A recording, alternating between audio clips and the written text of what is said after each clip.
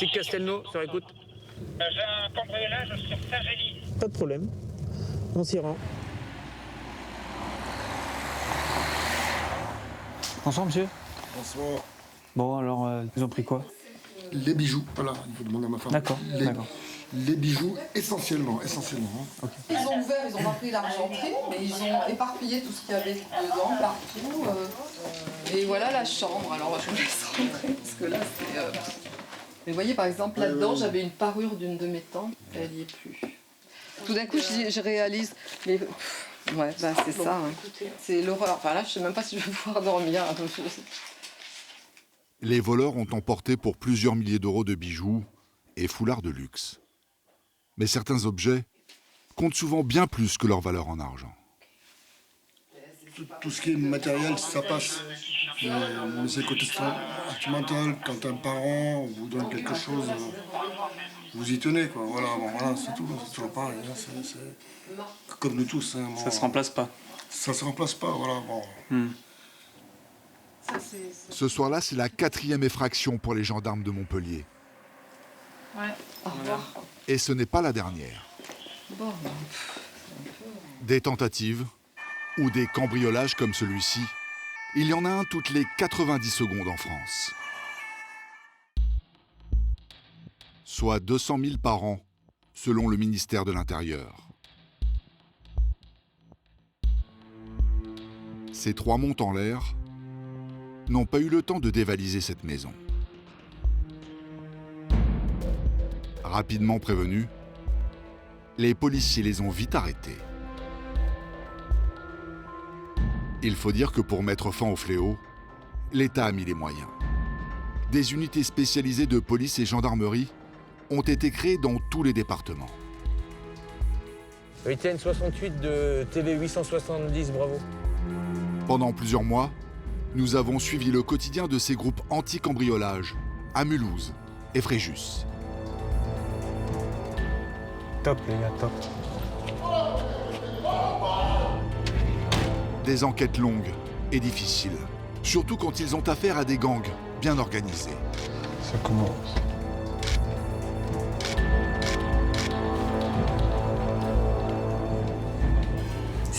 Ça, c'est le tournant du match pour toi, je te le dis sincèrement. Tu voles des trucs, tu vas les revendre où? Pour les victimes, ces intrusions sont toujours traumatisantes. Mais il a eu le temps de passer son bras avec le revolver et me le mettre entre les deux yeux. Là, je suis au bout du rouleau. Complètement au bout du rouleau. Chronique d'une violence ordinaire, aux conséquences parfois dramatiques.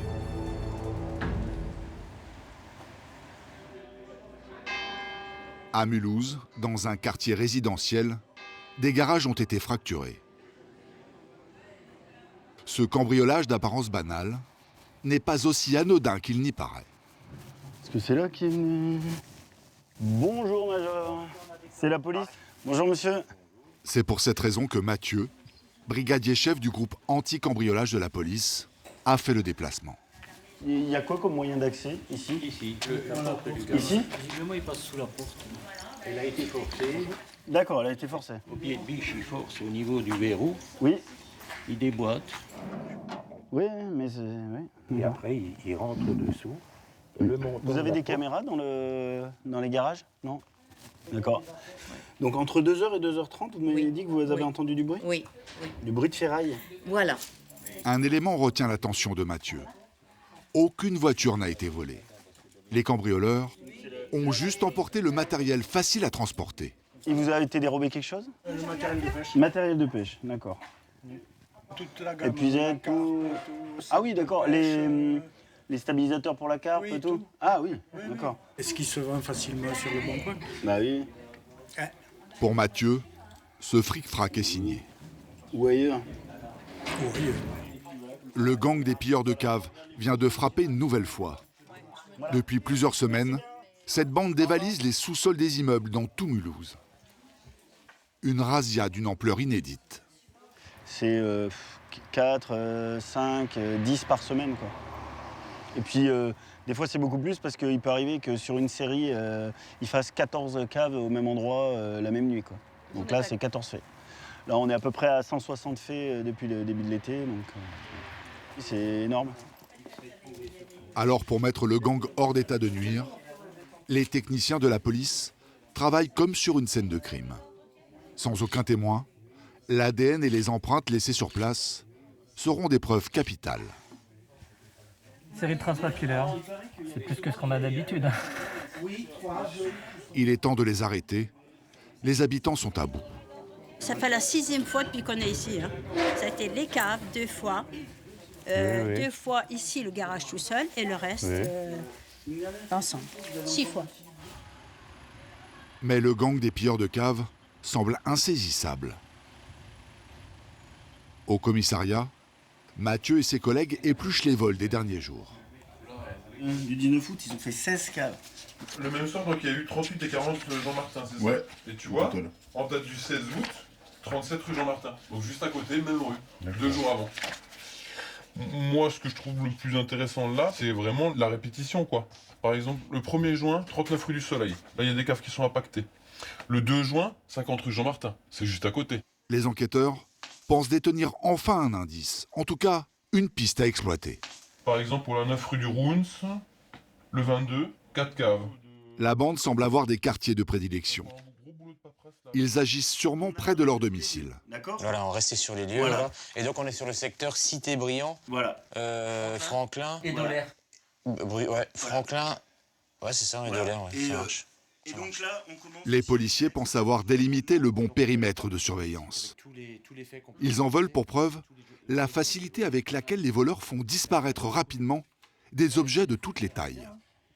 On a pas mal d'outillages électroportatifs, des articles de pêche, Et il y a beaucoup de vélos. radio de chantier, vélo, ouais, écran d'ordinateur, ponceuse, perceuse. On est vraiment sur l'outillage. Groupe électrogène. Groupe électrogène, c'est quand même même un petit modèle. Et en fait, ce qui est impressionnant, c'est qu'on a des objets qui sont volumineux, hyper volumineux. Donc, on suppose que c'est pas forcément un seul et même individu qui quand même le fait. Parce que là, par exemple, on a 100 bouteilles de vin. Donc voilà, ou ils sont plusieurs, ou le mec il vient 50 fois, quoi. J'exagère un petit peu, mais bon. Le gang des pilleurs de caves semble bien organisé, avec d'un côté les cambrioleurs et de l'autre les revendeurs. Mais dans quelques jours, après des semaines sans aucune piste à gratter, les policiers vont avoir un gros coup de chance qui va faire basculer leur enquête. Alors qu'en Alsace, les voleurs écument les sous-sols, dans le Tarn, une autre bande a jeté son dévolu sur la concession de caravane de Didier Loup. Allez, hop! Elle a déjà été cambriolée 6 fois. 70, 200. Merci bien. Merci à vous, bonne journée et bonnes vacances alors. Les caméras ont filmé la dernière intrusion des cambrioleurs. Et elle a bien failli tourner au drame pour le commerçant. Un soir d'octobre 2018, vers 20h30, 2 hommes se faufilent à 4 pattes au milieu des caravanes. Tranquillement, ils en tirent une vers la sortie, et même quand les lumières automatiques s'allument, ils ne paniquent pas. Grâce au retour caméra installé chez lui, Didier assiste au vol. Il téléphone aux gendarmes, puis saute dans sa voiture avec sa femme. Bon, j'habite à 2,5 km, je suis pas loin, j'ai vite fait de descendre. Sauf que quand j'arrive là-bas, ils étaient encore... En haut de l'image, à gauche, on voit le couple arriver en voiture, puis se mettre en travers pour bloquer la sortie. Donc je me suis garé devant eux pour pas qu'ils partent. C'est parti un peu, bon ça gueulait mais c'était rien de bien méchant. Sauf que j'ai un gars qui m'est arrivé derrière dans le dos, on ne sait pas d'où il est sorti, même ma femme ne l'a pas vu. Donc il a dû me foutre un coup de pied ou un coup de genou dans le dos, je sais pas. Et une fois par terre, je me suis fait tabasser. Et c'est là que, donc une fois que j'étais par terre, ma femme a entendu les voleurs qui disaient « Sors la voiture de là qu'on s'en aille ». Donc elle a pris les clés du contact pour pas qu'ils sortent la voiture en attendant que la gendarmerie arrive. Sauf qu'ils ont ouvert la main pour y piquer les clés et en ouvrant la main, ils ont pété le doigt. Quand Didier reprend ses esprits, sa femme est partie se cacher. Quant à lui, il court se réfugier derrière une voiture. Il y attendra les gendarmes 40 minutes. J'étais tout seul. Et puis c'est long, ça dure une éternité, quoi. Vous vous dites, putain, mais ils arrivent quand, quoi. J'ai eu la peur de ma vie, quoi. Finalement, les voleurs se sauvent sans emporter la caravane. Mais ce 6e cambriolage et le passage à tabac qu'il a subi le marquent profondément. Didier tombe en dépression, 4 mois d'arrêt maladie. Ces caravanes sont devenues son pire cauchemar. Elle m'a donné trop de soucis. Mais bon, faut faire avec. Vous avez l'air au bout du rouleau. Ah oui, là je suis au bout du rouleau. Complètement au bout du rouleau. Mais bon, faut bosser. Je n'ai pas trouvé comment gagner des sous sans travailler, donc faut bosser. Et vous faire avec. Pendant son arrêt maladie, sa famille assure l'intérim. Mais ça n'est pas suffisant. Son chiffre d'affaires s'effondre. Au mois de décembre 2017, j'étais à un chiffre d'affaires de 40 872 €. Et décembre 2018, eh bien, je me suis retrouvé avec un chiffre d'affaires de 4 240 €. Un chiffre d'affaires divisé par 10. Sa société est placée en redressement judiciaire. Son banquier le lâche, son assureur aussi. Il ne veut plus couvrir le bâtiment et les 150 000 € de caravane stationnée sur le parking. Refus de souscription, compte tenu de l'activité dite sensible. Voilà. Ils ne veulent pas me couvrir le véhicule à cause des vols et de l'agression que j'ai eue au mois d'octobre. Il ne faut pas que je me fasse voler quoi que ce soit. Pour convaincre une nouvelle compagnie d'assurance, Didier n'a pas le choix. Il doit renforcer la sécurité avec un système d'alarme plus performant ou encore engager une société de surveillance. Seulement, tout cela a un coût. Je n'ai pas installé de nouveau système pour une bonne raison, c'est que c'est hors de prix. Et que si au mois de novembre, j'ai toujours pas trouvé l'assureur, mais je suis obligé de fermer la boutique. Donc je ne vois pas pourquoi on va mettre 5-6 000 € dans un système d'alarme si c'est pour fermer maintenant dans un mois et demi, quoi. Au-delà des vols, les cambrioleurs ont fait de la vie de Didier et sa femme un enfer. Sans assurance, ils n'ont pas d'autre choix que de protéger eux-mêmes leur commerce. Mais à quel prix ? Voilà, les chaussures neuves. Quand ils rentrent chez eux, le couple ne se repose pas. Quoi qu'ils fassent dans la maison, ils gardent un œil sur les caméras de vidéosurveillance.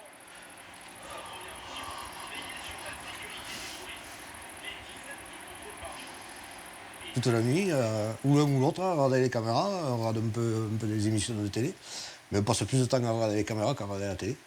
Voir qu'il y ait quelqu'un qui vienne, que le vol ne recommence pas.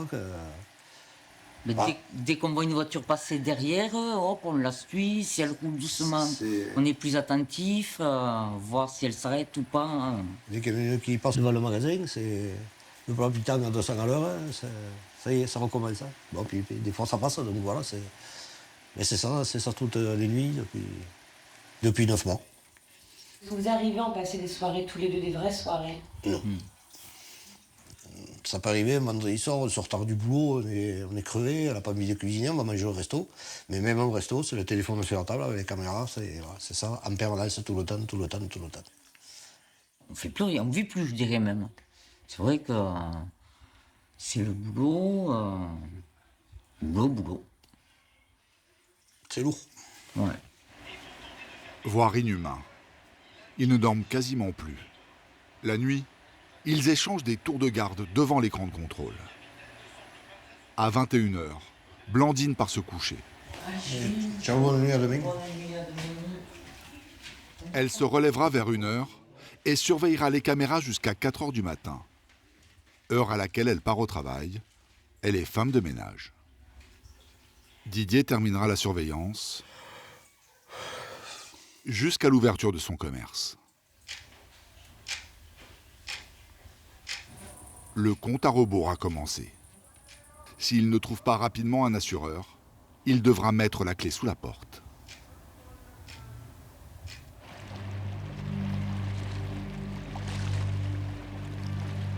Être cambriolé, savoir que quelqu'un a fouillé dans votre intimité est toujours un choc. Mais pour les personnes qui tombent face à face avec les voleurs, alors là c'est un traumatisme. À Fréjus, c'est ce qui est arrivé à cette retraitée. Je sors de ma chambre, je vois la porte ouverte, comme ça. J'ai pensé que j'avais fait une bêtise, que j'avais oublié de fermer la porte. Et j'ai voulu la fermer. Et un gars était là devant moi, sur le côté, avec le revolver. Il m'a mis le revolver sur la tempe. Ce que je fais, c'est peut-être une bêtise. J'ai poussé la porte, je l'ai attrapé, je l'ai jeté. J'ai rattrapé la porte, je l'ai refermée. Mais il a eu le temps de passer son bras avec le revolver et me le mettre entre les deux yeux. Donc moi, j'étais calé comme ça. Je poussais, j'étais comme ça. Je poussais pour justement qu'il enlève son bras. Et puis...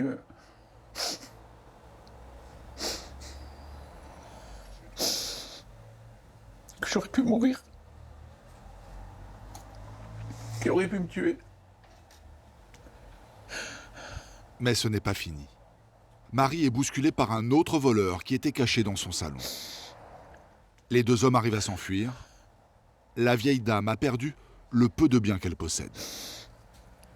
Ils ont pris les bijoux. C'était une petite boîte qu'il y avait là. Petite boîte marron. Après, ils ont pris... Donc ici, il y avait mon ordinateur et ma tablette. Un vol d'une violence extrême pour quelques centaines d'euros.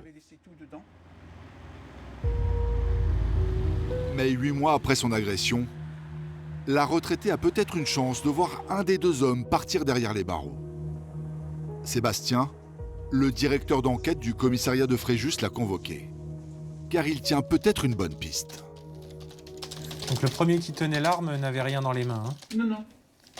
Et le second donc, qui est arrivé derrière vous, oui. N'avait rien non plus dans les mains. Hein. Non, non, je pense pas qu'il avait quelque chose. Qu'on aille voler les gens riches, les milliardaires, encore je le comprendrais. Je dirais, bon, ils ont encore des sous derrière pour acheter autre chose. Mais moi, j'ai que 900 € de pension de vieillesse. Je paye 600 € de loyer, il me reste 300 € pour bouffer et payer l'EDF, payer ceci, cela. Et ils ont été me voler ça, voilà, je ne comprends pas, c'est tout. Je ne sais plus si je vous l'ai dit au téléphone. Et au final, nous avons retrouvé des traces d'ADN masculin sur une petite boîte manipulée dans la chambre de vos petits-enfants. Une boîte qui a été fouillée. Oui, ben oui. Hein? Oui. Donc ça correspond à l'ADN d'une personne. L'ADN désigne un homme bien connu des services de police pour des faits similaires. Est-ce que vous seriez en mesure d'identifier ces individus malgré les visages plus ou moins camouflés? Celui qui avait le revolver, oui. Les yeux, s'il arrive à me faire le même regard qu'il m'avait fait, ouais. Je l'identifierai tout de suite.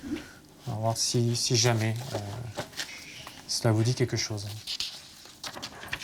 Sébastien a glissé la photo du suspect au milieu d'une vingtaine d'autres. La retraitée arrivera-t-elle à reconnaître son agresseur?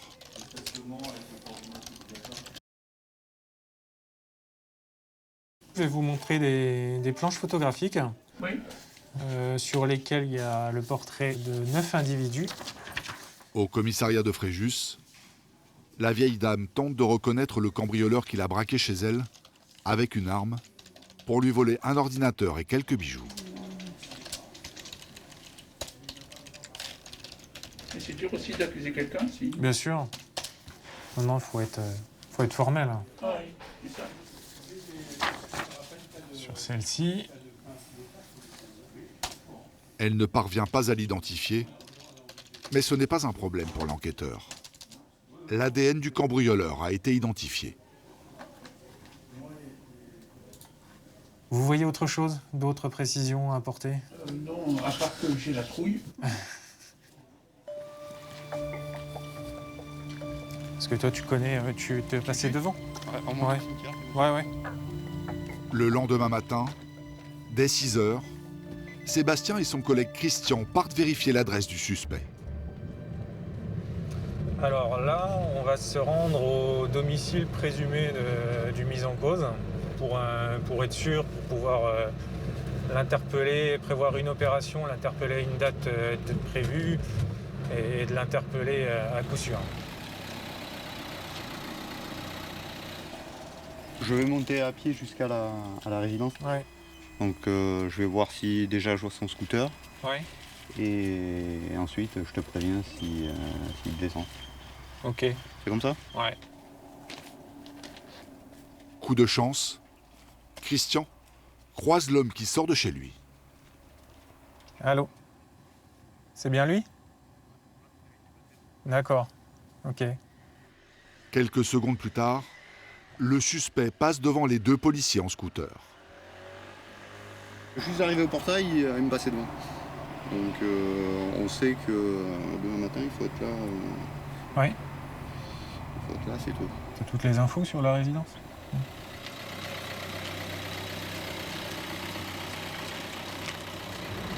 C'est très bien, on a eu confirmation qu'il était là. Maintenant, on va pouvoir mettre en place un dispositif demain matin pour l'interpeller. L'individu a déjà été condamné pour vol avec violence.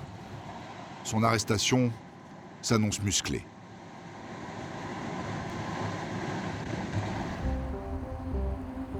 Dans le Tarn, la série noire continue pour Didier, le vendeur de caravanes. Quelques jours seulement après notre tournage, nouveau coup dur. Il a subi une 7e tentative de cambriolage. Ses caméras ont tout filmé. Voilà, vous les avez ici. Là. On commence à les voir ici au bord. Il y en a un, une seconde derrière. Là.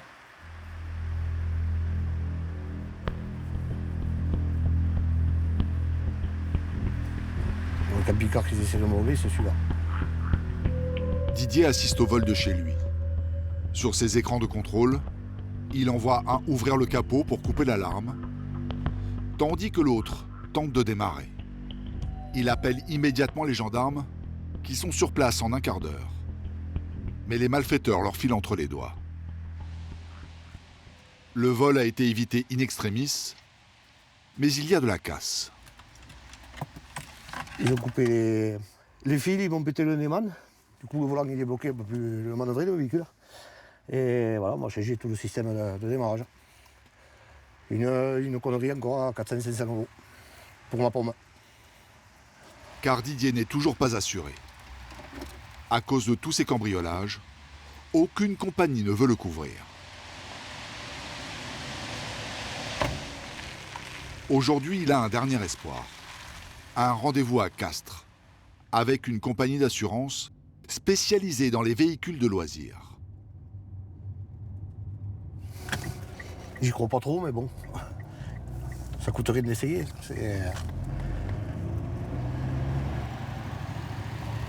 Didier est prêt à se battre. Une fois devant l'assureur, il met en avant tous les points positifs. Didier-vous Il faut trouver une assurance, ça doit chercher une assurance pour me couvrir. Moi, les vols, je ne demande pas comme les vols, les véhicules. J'ai des caméras, j'ai des antivols de roue, j'ai des antivols de tête. Les dettes, j'en ai payé les 3 quarts déjà. Il me reste pratiquement rien à payer. Il va me rester dans les 20-25 000 € à payer. À savoir que je fais en gros entre 450 et 500 000 € de chiffre d'affaires par an. Donc voilà. Mais les 7 cambriolages et la radiation de son ancienne assurance ne plaident pas pour lui. Au-delà de ça, il y a quand même des éléments qui sont au niveau du CV ou du pédigré. Une résiliation compagnie, ça fait une très rouge quand même, une marque rouge sur le dossier, hein, c'est jamais très, très bon. Mais vous pensez que c'est pas possible. Vous m'avez dit, c'est gentil d'être venu, mais... Merci, au revoir. Merci, au revoir. Je vais chercher une solution, je vais voir si on pouvait passer chez nous, ce serait bien. Ouais. Ce n'est pas un nom définitif. L'assureur veut soumettre le dossier à sa direction. Ça marche. Bon, eh bien, ok. Merci beaucoup. Bon après-midi. Au revoir. Didier veut voir un bon signe dans ce délai de réflexion. L'entretien n'était pas trop mal. Je sais pas, il m'a donné un peu confiance. Je pense que peut-être on arrivera à avoir une assurance ou je sais pas. c'est pas trop mal. Je pense qu'il y a un petit espoir. On verra bien. L'avenir de Didier et de sa concession de caravane n'a jamais été aussi incertain.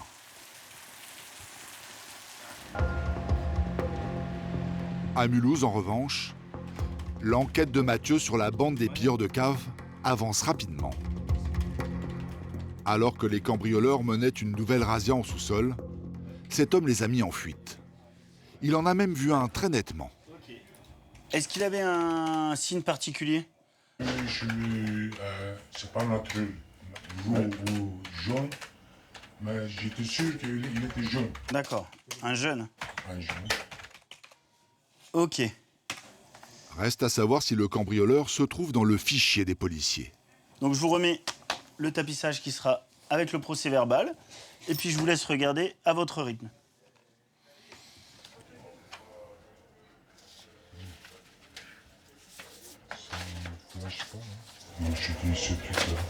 Celui-là? Il désigne un jeune homme de 16 ans, connu pour divers cambriolages, et qui a la particularité d'avoir les cheveux décolorés en blanc. Vous n'hésitez pas à nous rappeler, hein. Merci bien, monsieur. Au revoir. Merci, au revoir. Bonne journée. Au même moment, incroyable coïncidence. 2 étages plus bas, le jeune homme aux cheveux blancs, reconnu sur la photo, vient d'être interpellé par une autre équipe. Il a été pris en flagrant délit lors d'un cambriolage de cave avec un complice. Les policiers tiennent enfin leur première piste. Tu fais quoi avec le tournevis dans ta sacoche? Là, c'est un tournevis spécial pour mon scooter. Arrête, écoute. Ah, c'est vrai? Je viens de l'acheter il y a une semaine. Toi, tu viens pourtant? Le complice aussi est connu des enquêteurs. C'est vous qui allez m'auditionner? Je sais pas, on verra bien. Les policiers l'ont vite identifié. Et pour cause. Il apparaît dans une vidéosurveillance. Un vol de cave, commis quelques semaines plus tôt. Déjà même là, bon il est de dos, mais nous on le reconnaît. Hein. Donc là il a fait son petit coup de sécu dans les communs. Apparemment il aurait fait tous les étages. S'assurer que l'immeuble est un petit peu vacant, qu'il va être tranquille pour pouvoir travailler. Et on voit que là, hop, il descend où? Au niveau des caves. Après malheureusement il n'y a pas de deuxième caméra. Mais nous ça nous suffit. Hein. Rien que cette petite capture.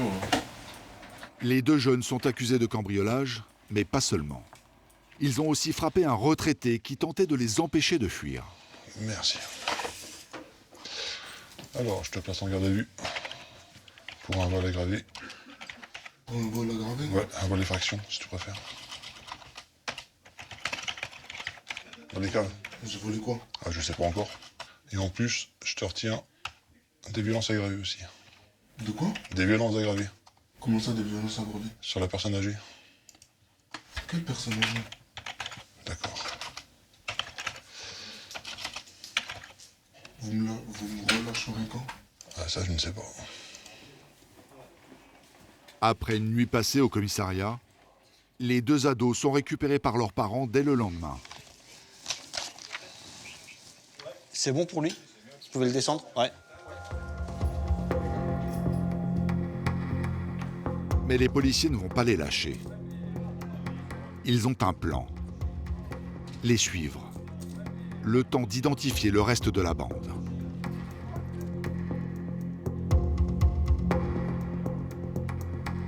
Au bout d'une semaine, la brigade anti-cambriolage a épinglé sur son mur des suspects 6 autres visages. Et cerise sur le gâteau, ils ont les adresses des receleurs. Voilà. Donc du coup, à gauche. Maintenant, les policiers ont besoin de preuves. Voilà, donc le mieux, ce serait qu'on se positionne juste ici. Sachant que des échanges, ça doit s'effectuer aussi.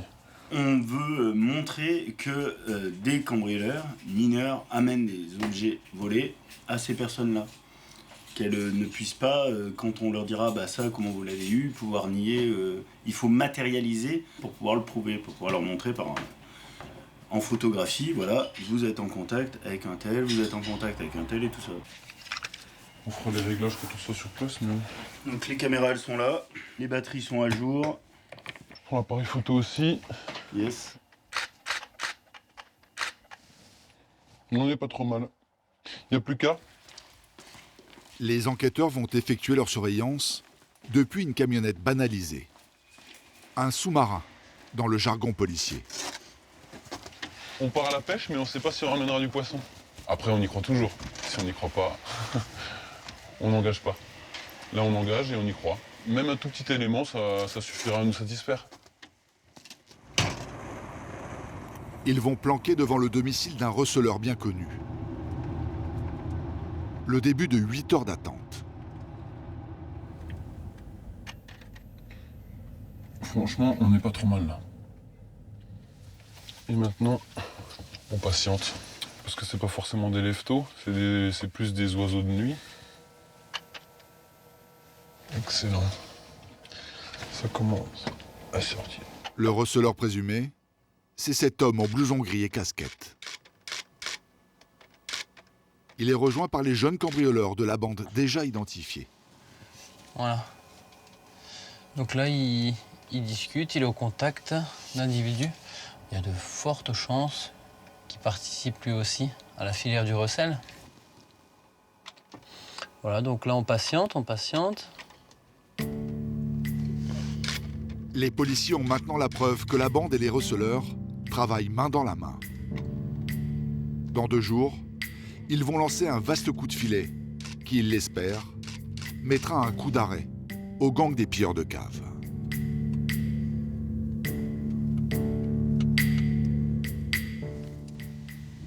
Les cambriolages sont un fléau et seuls moins de 20% des affaires sont résolues.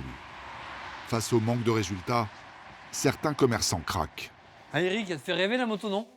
Dérapent, jusqu'à commettre des gestes qu'ils regrettent toute leur vie. Ah, elle est propre. C'est ce qui est arrivé à Pascal, concessionnaire moto dans l'Orne. Il faut dire qu'il a subi un nombre hallucinant de cambriolages. 53 exactement. Pour pénétrer dans son magasin, les cambrioleurs ont tout tenté. Ils sont passés par la porte de l'atelier, ils sont passés par le grand rideau où on rentre les motos. Ils ont tenté de passer par le mur, mais ils n'ont pas réussi là-bas. Et puis, il y a peut-être 2 vitrines ou 3 vitrines qui sont d'origine, mais après, toutes les autres, elles ont toutes été changées. Ouais. Ouais, je pense que le pire, c'est ça, c'est la porte d'entrée avec la casse des véhicules qu'il y avait à l'intérieur. Là, ça fait mal, ça. L'assurance a tout remboursé. Seulement, à chaque fois, elle revoit ses tarifs à la hausse. Aujourd'hui, elle lui réclame 24 000 € de cotisation par an, contre 7 200 pour un autre concessionnaire comme lui. Sans compter que pour éviter la radiation, Pascal a dû transformer son magasin en forteresse. Je les attache le soir, des gros câbles qui sont là, et qui permettent de les freiner quand ils essayent de venir les chercher. Normalement, ça me laisse le temps de venir les faire fuir. On essaye de s'arranger pour les retarder au maximum. En plus des caméras, il a aussi installé des capteurs infrarouges, des capteurs de vibration sur les vitrines et des plots anti-voiture bélier. Il en a eu pour plus de 35 000 €. Tous les jours, il faut arriver à fermer de façon à ce que le lendemain matin, on trouve tout ici. Le soir, tout seul, quand on est fatigué, il faut presque 1 heure. Une personne. Mais son investissement a payé. Son magasin est devenu inviolable.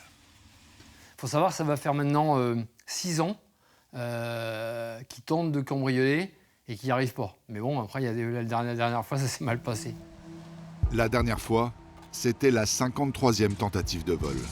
Celle de trop. Quand l'alarme du magasin retentit en pleine nuit, Pascal prend son fusil et saute dans sa voiture. Arrivé sur place, il perçoit du mouvement chez son voisin. Quand les capteurs ici sont allumés, je dis là, il y a du monde. Donc je dis là, c'est pas normal. Les voleurs ont actionné les lumières automatiques en se cachant derrière ce hangar. La voiture était garée derrière le bâtiment du contrôle technique qui est ici, là. Démasqués, les cambrioleurs avancent vers lui en voiture et tentent de l'intimider. J'ai fait un premier tir de sommation, ils ont avancé, et puis ils étaient plusieurs dans la voiture, et puis ils ont décidé, coûte que coûte, d'arriver à se sauver, quoi. Donc moi, je me suis avancé vers eux, vers la voiture là, qui essayait de me foncer dessus. J'ai tiré dans le pare-brise, et là, c'est là que j'avais blessé principalement le conducteur, quoi. Le conducteur est touché à la tête. Pascal est mis en examen pour violence avec arme. Tout l'enjeu de ce procès va être de déterminer le degré d'implication de Pascal Robert. Le commerçant a-t-il délibérément tiré sur les cambrioleurs ou a-t-il seulement voulu immobiliser le véhicule en situation de légitime défense pour se protéger, comme il le dit? Son procès se déroule au tribunal d'Alençon en 2016. La légitime défense n'est pas retenue. Pascal est condamné à 18 mois de prison avec sursis et 12 000 € de dédommagement pour les cambrioleurs. Aujourd'hui, il a pris conscience que sa vie aurait pu basculer définitivement. C'est là que je me suis rendu compte qu'au-delà de se défendre et éventuellement me blesser, s'il avait encore été plus près et s'il avait surtout pas eu la vitre, j'aurais peut-être pu le tuer. Tuer quelqu'un pour un vol, non, c'est pas... Non. Là, si j'avais eu ça sur la conscience, j'avais eu ça le reste de ma vie. Là, c'est... En transformant sa concession en bunker, Pascal a opté pour la bonne solution. Il y a quelques mois, des voleurs s'y sont cassés une nouvelle fois les dents. C'était sa 54e tentative de cambriolage.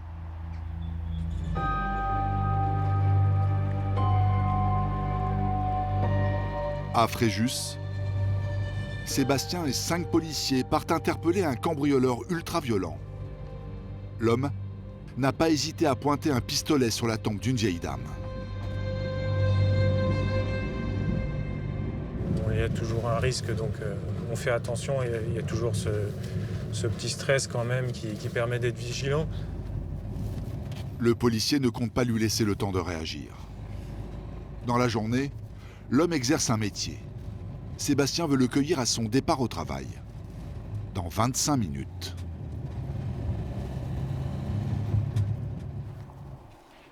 Les 5 policiers se déploient autour du bâtiment. Sébastien fait la vigie. De son côté, Christian s'assure que le suspect est toujours chez lui.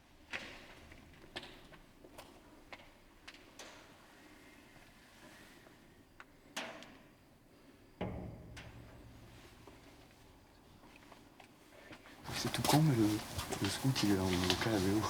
D'accord. Avec les casques. On est dans la voiture, hein. Dès qu'il rentre, on laisse rentrer dans le local, on pète dedans. Ouais.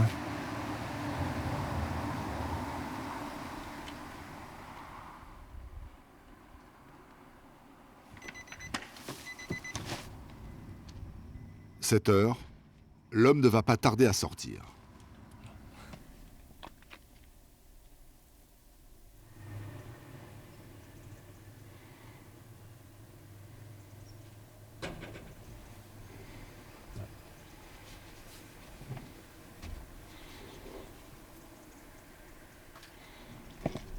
Top les gars, top.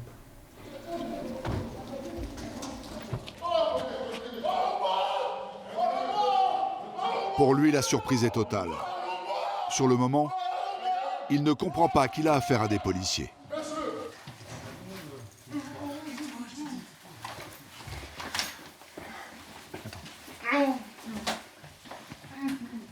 Qu'est-ce que vous allez faire maintenant?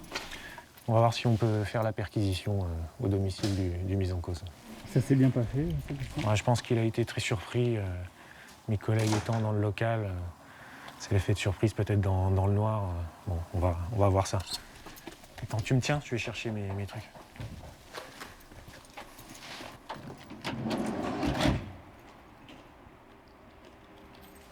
Après 2 heures de fouille, les enquêteurs ne repartent pas les mains vides. On fait le scout aussi. Pour le scout. La perquisition s'est déroulée sans incident. On a retrouvé des objets tels qu'un ordinateur portable qui correspond par rapport à la marque qu'on va présenter à la victime pour savoir si c'est bien le sien. On va vérifier tout ça au retour au service. Maintenant, reste à le faire avouer. Et là, c'est une autre histoire.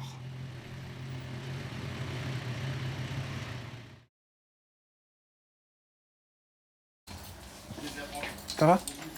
Allez, tu enlèves tes lacets, tes ceintures.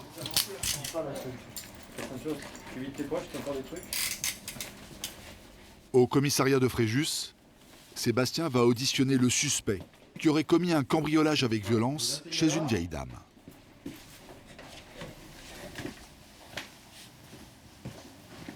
Moi j'ai rien fait, je viens de sortir chez moi pour aller travailler. Je croisais les keufs dans le Ne garage. parle pas pour le moment, on n'est pas sur ton C'est audition. des keufs, je crois que j'ai des gens qui viennent m'agresser. Alors je vais t'expliquer ce qu'on te reproche. C'est un vol par effraction en réunion avec usage d'une arme commis le 6 février. Non, c'est pas moi. C'est pas moi, c'est pas moi. On va en parler. C'est pas moi ça. Et si vous avez une preuve, une vidéo, montrez-moi la vidéo. D'accord. Si vous avez Oui, des oui, oui, oui. On va te montrer tout ça. Ok, c'est pas moi, j'ai pas volé, j'ai pas frappé les gens, je suis pas violent, je travaille pour moi. Je veux pas, ça m'arrive un truc quand... Ok. L'homme nie tout en bloc. Sébastien change de stratégie. On va le laisser un peu réfléchir à la situation, maintenant qu'il a connaissance des faits qui lui sont reprochés, des éléments que nous avons contre lui. Peut-être va-t-il changer de tactique et qu'il va nous révéler certaines choses.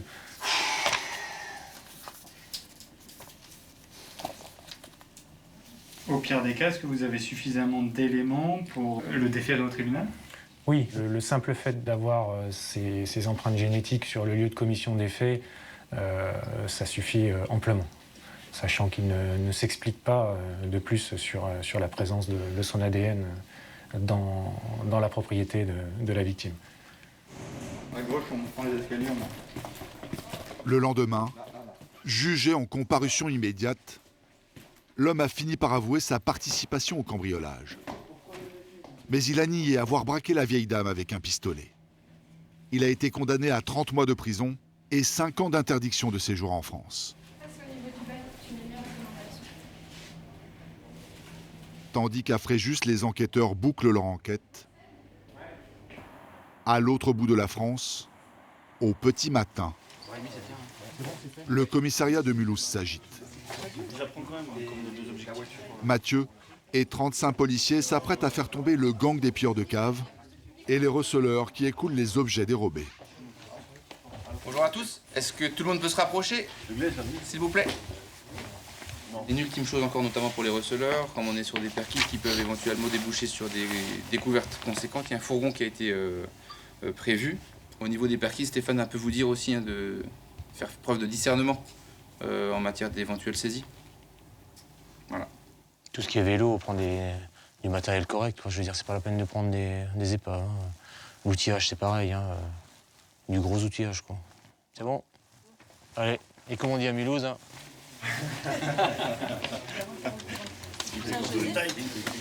J'ai bon. On veut un deuxième? C'est bon. Ils vont tenter d'arrêter simultanément 7 cambrioleurs et 3 receleurs.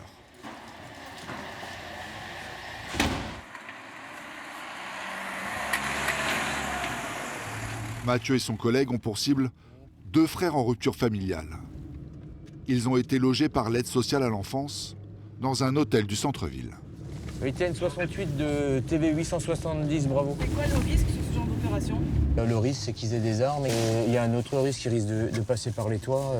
Ouais, c'est pas, je pense pas. Vas-y, voir.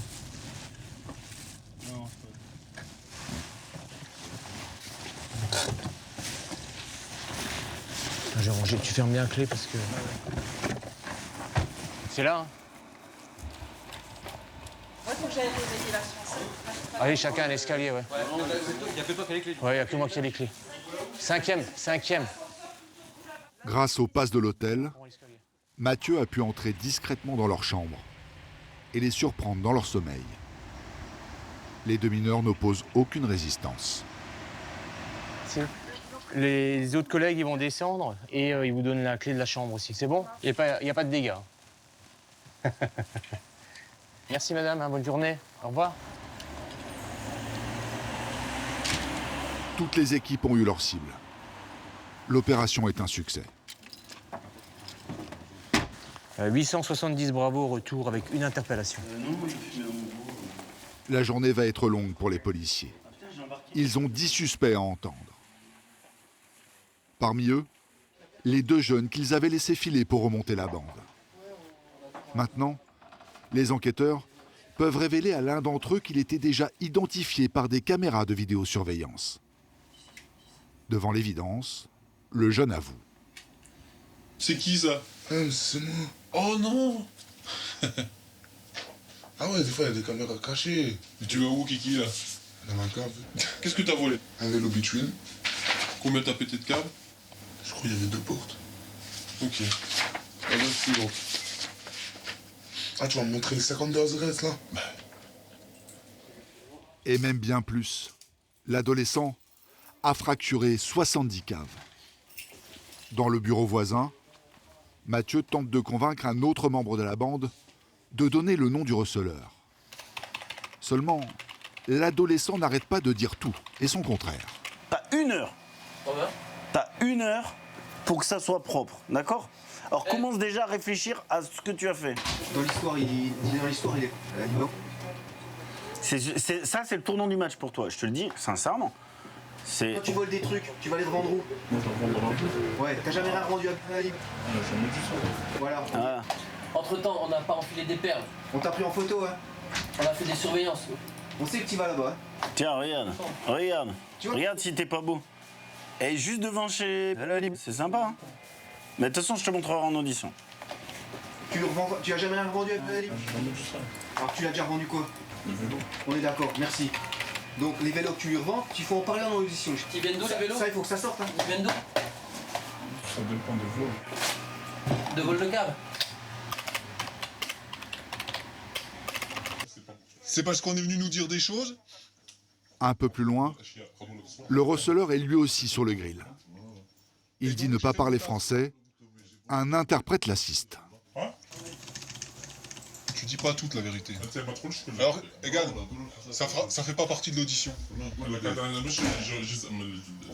Alors, est-ce que tu maintiens que t'as jamais racheté des objets qu'on est venu te proposer? Comme par exemple des vélos. Je te laisse par exemple le vélo. Exemple, hein. C'est un exemple. C'est un exemple. Allô? C'est un exemple. Eh, t'as jamais rien acheté? Je te laisse le vélo ou là-bas? Jamais. Voilà, ici, je te laisse? Si, j'ai acheté. Des lunettes. Non, il faut que t'avances un peu. Je te dis que t'as été surveillé. Tu crois que je me suis fait chier à prendre des photos parce que je te trouvais beau? Mais face aux preuves, l'homme finit par passer à table. Bon, en ce qui concerne le reseller, Il est rhabillé. Il est rhabillé, donc c'est bon. Hein. Ouais. Donc il y a le petit Laurent qui reconnaît donc lui avoir vendu un vélo. D'accord. Lui reconnaît avoir racheté un vélo. volé. Ouais. Le recel de vol, il est constitué. Pour lui, on est bon. Dans le couloir, s'entassent les objets retrouvés chez le receleur. Du matériel de camping, des outils, des vélos. C'est le vélo qui a été reconnu par le mineur comme ayant été dérobé et revendu au receleur pour une valeur très inférieure au prix de ce vélo. On voit qu'il est en parfait état. Il est neuf, quoi. Il n'y a pas une rayure, il n'y a pas une éraflure, il y a encore la sonnette. C'est un vélo qui est neuf, quoi, et qui se revend 70, 80 € dans la rue, quoi. Soit 5 fois moins que sa valeur. On espère les rendre parce que nous, effectivement, on travaille pour les victimes. Donc rendre les objets aux victimes, c'est le meilleur moment de la procédure pour nous. Les 7 membres du gang des pilleurs de cave sont mis en examen pour vol aggravé. 2 d'entre eux sont incarcérés sur le champ. Les autres restent libres jusqu'à leur jugement. Ils risquent 5 ans de prison. Le receleur, lui, est passé en comparution immédiate. Il a écopé de 13 mois de prison.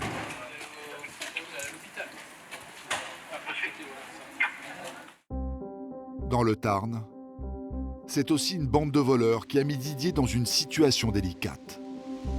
Après 7 cambriolages, le vendeur de caravane a fait un burn-out. Son commerce a périclité et son assurance l'a révoqué. Même si aujourd'hui son chiffre d'affaires est reparti à la hausse, aucun assureur ne veut le prendre en charge. Ce matin-là, il a rendez-vous au tribunal de commerce. Un juge doit statuer sur la viabilité de son entreprise. Et surtout, s'il peut continuer d'exercer sans aucune assurance. pense que c'est la fin, ça y est. Puis, au pire, ça ne sera pas plus mal non plus, parce que passer toutes les nuits à surveiller comme on fait, à dormir 4 heures par nuit. On n'en peut plus, on va y laisser la santé. C'est vivable, quoi. Invivable, car Didier et sa femme surveillent jour et nuit les caméras du commerce. Son avenir se joue maintenant. Bonjour. De la réponse assez extraordinaire du BCT, Au revoir. Pardon. 30 minutes plus tard, Didier ressort avec le sourire. La juge lui laisse un sursis. C'est vrai. Je croyais pas. Ouais. Je croyais pas, ouais. Bon. Oui, pas trop non plus. Bon, c'est toujours ça la gagne. Ouais. Il faut encore qu'on cravache. Il faut qu'on trouve les assurances. l'assurance. Allez, voilà. Allez. Au revoir. Merci, maître, à bientôt. Didier reprend espoir. Mais quand il arrive à la concession, sa femme, elle, est plus mitigée. Ben, on y est pour 3 mois de plus. On y est pour 3 mois de plus. Sans assurance. Hein? Sans assurance. C'est ce qu'a dit madame la procureure de la République, qui me donnait le sursis de 3 mois pour trouver une assurance. Parce qu'une entreprise comme ça, il ne fallait pas que ça ferme, que ça tournait, et voilà. Et au bout de 3 mois, on fait quoi? Si j'ai pas d'assurance, liquidation. Faut que les fournis sauter, quoi. Voilà.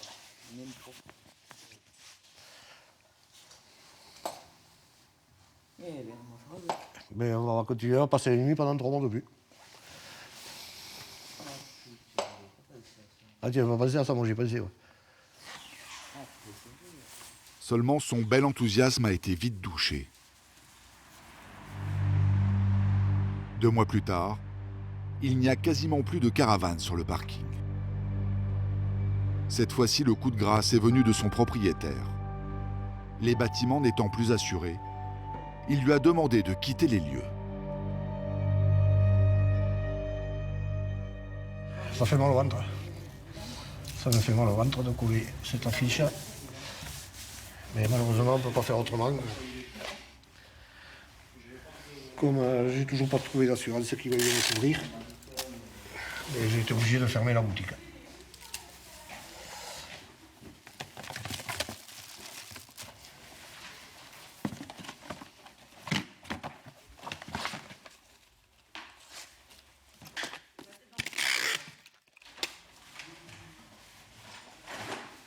On perd le commerce, on perd beaucoup de choses. Mais on va gagner en qualité de vie, parce que passer les nuits à surveiller derrière les caméras, ça va être fini. Une meilleure qualité de vie, je pense. Moins de stress, moins de...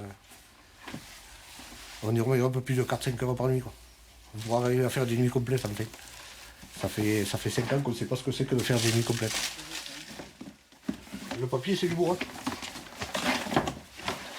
Ça fait... L'ancien mécano reconverti dans la vente de caravanes remballe ses rêves. Les cambriolages ont eu raison de son entreprise.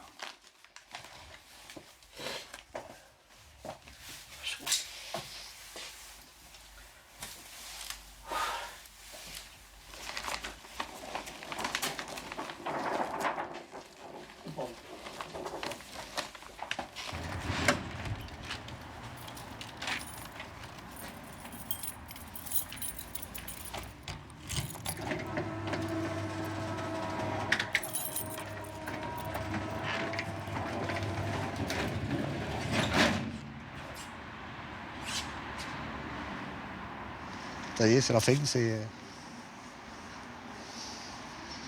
Le bouquin est fermé. Depuis notre tournage, Didier va beaucoup mieux.